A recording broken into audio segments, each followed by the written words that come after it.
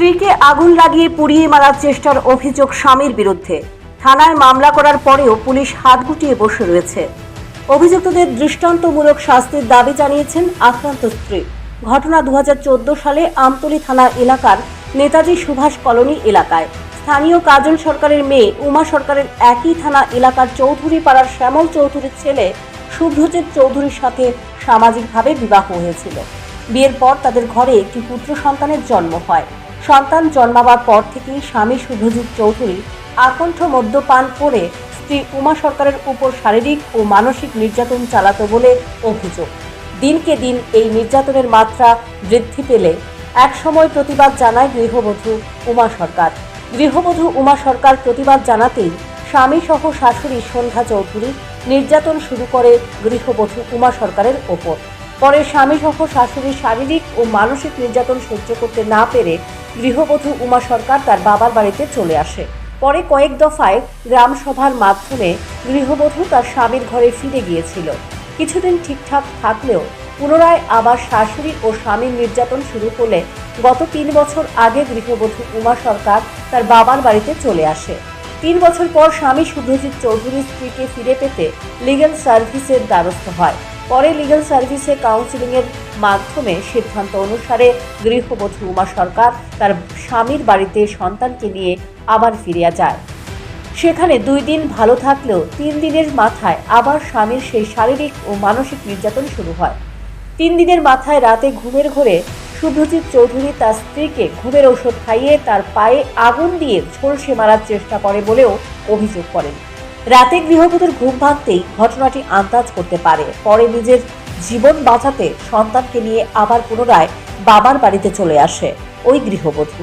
গৃহবধূ উমা সরকার ঘটনাটি বিস্তারিত জানিয়ে স্বামী শুভ্রজিৎ চৌধুরী, শ্বশুর শ্যামল চৌধুরী এবং শাশুড়ি সন্ধ্যা চৌধুরীর বিরুদ্ধে গৃহবধূকে প্রাণে মারার অভিযোগ এনে আমতলী থানায় লিখিত আকারে মামলা দায়ের করে। কিন্তু আজ এতদিন হয়ে গেলেও আমতলী থানার পুলিশ বাবুরা এত বড় একটি ঘটনার ধামাচাপা দেওয়ার চেষ্টায় ব্যস্ত হয়ে পড়েছেন।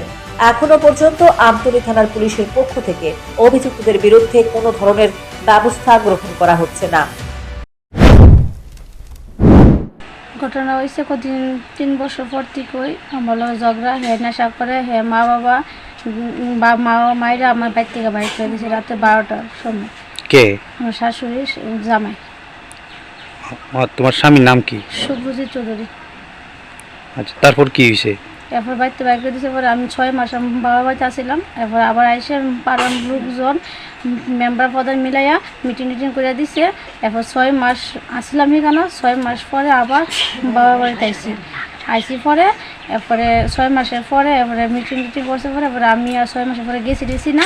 এরপরে 3 বছর বাবার বাড়িতে আসছিলাম। 3 বছর পরে এরপরে হে খোঁজ খবর নেয় না।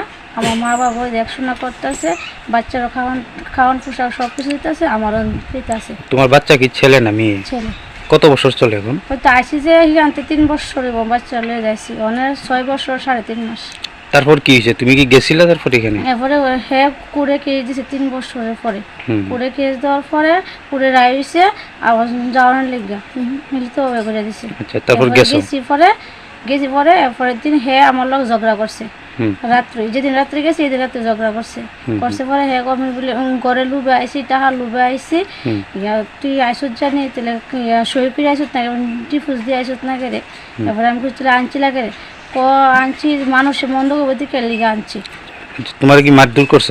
মারধর করছে, রাত্রেবেলা মারছে। এরপর দিন আমার মা 3 দিন আসিল, বুধবার বৃহস্পতিবার শুক্রবার আসিল, শনিবার দিন বৃহস্পতিবার দিন আমার লেগে কাশের ফাইল আনছিল। এরপরে আমি খাইছি কাশটা কমছে একটু। এরপরে শনিবার দিন রাত্রেবেলা আমার কাশের বড়ি অ্যান্টিবায়োটিক এনে দিছি। ঘুমের বড়ি ছোটো বড়ি আমি যাই না, ঘুমের বড়ি না অ্যান্টিবায়োটিক। আমার কাছে অ্যান্টিবায়োটিক আনছি, এটি খাইলে কমে যাবো কাশ। তো আমি খাইছি, এদিন রাত্রে খাইছি। খাওয়ার পরে আমি আর করতে পারি না, আমি ঘুমাই গেছি গা।